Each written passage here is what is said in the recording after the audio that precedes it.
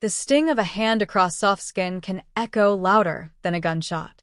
That was the first thing that ran through my mind when I saw my sister's palm connect with my daughter's cheek, right there, in front of 200 people at my father's birthday dinner. I'm Ava. And from wherever you're watching this, listen close, because family cuts deeper than strangers ever could. My daughter, Emily, barely 14, stood frozen in shock, her face burning red where my sister, Veronica, had slapped her. The hush that fell over the banquet hall was heavy and thick. People tried to pretend they hadn't seen it, their forks trembling, their drinks pausing midair. Veronica threw her head back and laughed, the sound sharp enough to peel paint from the walls. Like mother, like daughter, she sneered. Both of you are useless. Before I could react, my mom, my own mother, leaned forward from her seat, a cruel smirk playing on her lips. Well, she said, sipping her champagne, she needed to learn some shame sooner or later. My heart stopped. My knees nearly gave out. My daughter stood there, eyes welling up, trembling like a leaf, humiliated beyond words. I saw her glance at me, wordless, asking why no one was defending her. Then, fate twisted the knife deeper. A quiet pop echoed from the speaker system behind me. I turned, a flash of panic in my chest, and realized something that made my blood freeze. The microphone. I'd left it live, pinned to my dress, connected to the house speakers. The whole room had heard every word. Veronica's ugly laughter, my mother's smug approval, broadcast to everyone in the hall, unfiltered, undeniable. Gasps rippled through the guests. A few people put down their plates, shaking their heads. Veronica's face went pale. Mom's eyes darted around wildly as she realized what had happened. I stepped forward, voice steady, eyes locked on them both. Everyone heard you, I said. Every disgusting word. Veronica opened her mouth, but no sound came out. Mom tried to force a smile, to control the narrative, but it was too late. Something inside me finally snapped. Years of quiet tolerance, of swallowing their insults, of protecting my daughter from their poison. It ended. Right there. I took Emily's hand, squeezed it, and whispered, "I'm sorry, baby. You'll never stand alone again." Then I turned back to my so-called family, letting every ounce of rage and cold fury shine in my voice. "You want to teach shame?" I said, voice like glass. "Fine. I'll teach you what real shame looks like." And that's when I heard him whisper my name from behind the door. That voice from behind the door, it was my husband, Daniel, who had been setting up the cake in the back kitchen. He stepped into the chaos, eyes wide as he took in the frozen crowd, the guests half standing, the raw humiliation still echoing through the speakers. "What happened?" he asked, glancing between Veronica, Mom, and our daughter, whose eyes were still red with shock. I felt the tears threatening, but I refused to let them fall. "They hit Emily," I spat, my voice sharper than I'd ever heard it. "And they called us worthless." Everyone heard. Daniel's face darkened, something primal and protective flashing across his eyes. He went straight to Emily and knelt, his voice soft. "Are you okay, sweetheart?" She nodded, even though she was still shaking. He turned back to Veronica, who had the nerve to try and fix her hair, pretending nothing had happened. "What the hell is wrong with you?" he roared, and the entire hall felt even quieter. Veronica tried to wave him off. She was being mouthy. She deserved discipline. Daniel laughed, an ugly, disbelieving laugh. "You think you get to lay a hand on my child? In public? And then call her worthless?" Mom tried to interrupt. "Daniel, please, let's not ruin the party." "Ruin the party?" I cut her off, my rage burning so hot it felt like it might boil over. "You think this is about a party? You just stood there and cheered while my daughter was slapped." Mom's face pinched. She needed to learn respect. My chest tightened. "No." She needed love. "But I forgot, you never gave me any, so why would you show her?" Gasps echoed again from a table in the corner. A friend of Dad's, old Mr. Finley, shook his head and muttered, "Monsters. Absolute monsters." Veronica shot him a dirty look, but couldn't argue. I stepped forward, closer to them, calm in a way that felt terrifying even to me. Listen very carefully, I said. You think you can bully me or my child? You think you can humiliate us in front of the entire family? Wrong. You just told on yourselves in front of everyone. And you have no idea what I'm capable of. Veronica snorted. Oh, please. What? Are you going to throw a tantrum? I smiled ice cold. No. I'm going to make you wish you'd never been born. A hush spread through the hall, so deep I could hear my own breath. And that's when I heard him whisper my name from behind the door. It was my father's voice this time, weak and rattled, coming from behind the side door near the stage. When he stepped out, cane in one hand, his face was ashen. The hush of the crowd turned into a stunned silence. Even he looked shaken by what he'd just heard through the microphone. He glanced at Veronica, then at Mom, then back to me, his eyes glistening with something that looked a lot like regret. What did you say to my granddaughter? He asked, voice cracking. Mom tried to recover. Oh, Harold, it was nothing. Nothing. Dad's voice boomed, stronger now. I heard it. We all heard it. Veronica folded her arms, defiant. She was being disrespectful, Dad. Enough. Dad snapped, his cane striking the floor. You laid hands on a child. My grandchild. And you humiliated your sister in front of everyone. Veronica's mouth opened and closed like a fish gasping for air. Mom stepped in. Harold, don't let her twist you around. You know Ava always plays the victim. I felt a snarl rise in my throat. The victim? You raised me to believe I wasn't even worth love, Mom. You called my daughter worthless. Worthless. Her smirk faltered, but she tried to hold it. It was just discipline. Dad shook his head, shoulders sagging. This is my party, Linda, he told her, voice icy. And you've made a fool of me. Of our family. Mom scoffed like he was being dramatic. Oh, Harold, grow up. But something had snapped in him, too. No. You grow up, he hissed. You always put your pride before your children. I'm done letting you poison my family. I felt the room shift, guests leaning forward, trying to process the drama. Dad turned to me, his eyes softening. Ava, sweetheart, I'm sorry. I should have seen it sooner. I should have protected you. It was like hearing an apology I'd waited my entire life for. I almost collapsed right there. Veronica stepped in, venom on her tongue. Don't act like you're the hero, Dad. You were never around, remember? He faced her, steel in his eyes. Maybe I wasn't, but I'm here now, and I won't let you or your mother tear this girl down again. My daughter Emily clung to my arm, trembling. I held her tight, feeling strength build in my chest like a rising tide. Because now I knew what I had to do. And that's when I heard him whisper my name from behind the door. This time it was my cousin Mark, who had been hiding near the catering table, half drunk and wide-eyed. He stepped forward, phone in hand, a little too eager. I recorded everything, he stammered, glancing nervously around the room. Veronica's face went completely white. You what? Mark swallowed hard. I had my phone rolling the whole time, to get a clip of the birthday toast for Instagram. But it caught, well, all of it.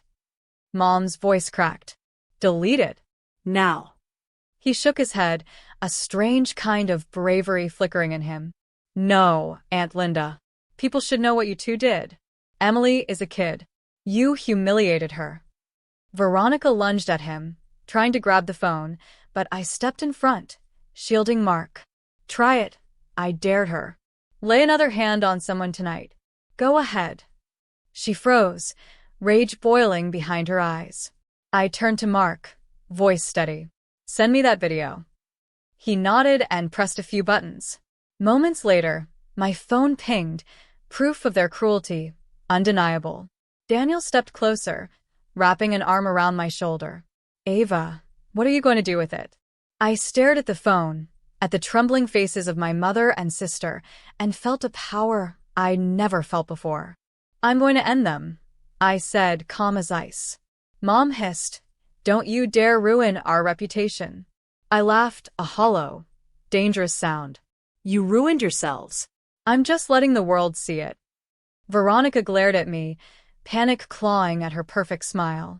Ava, you wouldn't dare. Oh, I said, stepping forward, so close I could see the tiny lines in her makeup. Try me. Emily, still clinging to Daniel, looked at me with wide eyes. Mom, are you really going to post it? I knelt to her level, brushing a tear from her cheek. No one ever gets to make you feel small again, baby. No one. Then I stood, shoulders squared, looking directly at my mother. For years you taught me shame. For years you taught me fear. Now, you're going to learn what it feels like. Mom shook her head, voice cracking. You'll regret this, Ava. No, I told her, voice ringing with finality. You will. And that's when I heard him whisper my name from behind the door. I spun around to see my brother, Stephen, standing awkwardly in the doorway. He'd flown in from Seattle, late to the party, still wearing his travel jacket. He looked from my face to Emily's tear-streaked cheeks, then to Mom and Veronica, who were practically vibrating with panic. What the hell happened? He asked, voice sharp. Veronica shot him a desperate look. Stephen, she's trying to destroy us. He raised a brow. Destroy you? Why? I took a breath, so deep it almost hurt. Because they slapped Emily. Called her worthless. Then my mother said she deserved it, and everyone heard it on the mic. Stephen's eyes hardened instantly, a fury I'd rarely seen from him igniting behind the softness. You hit a child, he barked, rounding on Veronica. She tried to look indignant. She was mouthing off. Stephen cut her off. She's a kid, Veronica. And you, Mom, seriously? After everything you put Ava through growing up? Mom tried to wave him off. Stephen, stay out of it. He laughed, raw and bitter. Oh, I am all the way in this time, Mom. Veronica glared at me, practically spitting. What, you think you're some kind of hero, Ava? Broadcasting our dirty laundry. I crossed my arms. If it cleans out the rot? Absolutely. Daniel stepped forward, putting a comforting hand on my back. We're done letting you shame this family into submission. The entire hall was still. Guests whispered to each other, eyes darting, no one quite believing the meltdown playing out in real time. Emily sniffled, voice tiny. Mom, can we go home? My heart ached for her. Soon, baby. I smoothed her hair gently, then turned back to face the crowd. Everyone who witnessed this, I announced, I want you to remember, no child deserves to be treated like this. Ever. Veronica's eyes burned with hate, but Stephen stepped in front of me, protective and unyielding. Ava, I'm with you. Whatever you need. I'm not letting them rewrite this. A tear finally escaped, one I'd been holding back for far too long. Thank you, Stephen, I whispered. Veronica sputtered. You're choosing her over us? Stephen didn't hesitate. Every damn time. The tension cracked like glass, the entire room holding its breath. And that's when I heard him whisper my name from behind the door. The voice was Dad's again, steadier this time, coming from where he'd sat back down, exhausted but clear-eyed.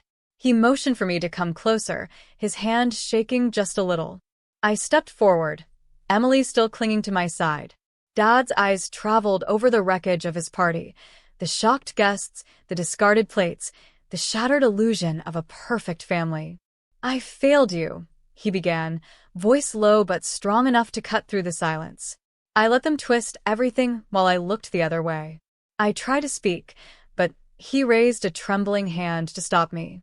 No, he said. I need to finish. Veronica let out a bitter laugh. Oh, please, Dad. You're really going to side with her after everything? He didn't even look at her. You hit a child, Veronica. My granddaughter. There is no excuse for that. Veronica's face turned red, her fists clenching. You always loved Ava more. Dad's voice cracked like thunder. No. I feared Ava more, because she never bent to your mother's cruelty. The air left my lungs. Those words felt like a window had finally opened in a room I'd been suffocating in all my life. Dad turned to me, tears threatening. Ava, I was a coward. I watched your mother break you down, and I did nothing. I will regret that until the day I die. My chest tightened, a sob fighting to rise. Why didn't you ever protect me? I asked, my voice small, like a child's. He swallowed hard. Because I didn't know how to stand up to her. His eyes moved to Mom, whose expression had hardened into stone. I let fear rule me. I let it rule this house. Daniel stepped forward. You don't have to anymore. Dad nodded. You're right. Enough. He turned to the stunned guests, raising his voice. For everyone listening, I am sorry. This family failed Ava and Emily. And I will not let it happen again. Veronica scoffed, but her eyes glimmered with panic. Mom, though, stayed ice-cold, arms folded, refusing to yield. Dad took my hand, squeezing it. Whatever you need to do, Ava, do it. I will stand beside you. Something inside me lit up like wildfire, the permission I'd needed all these years.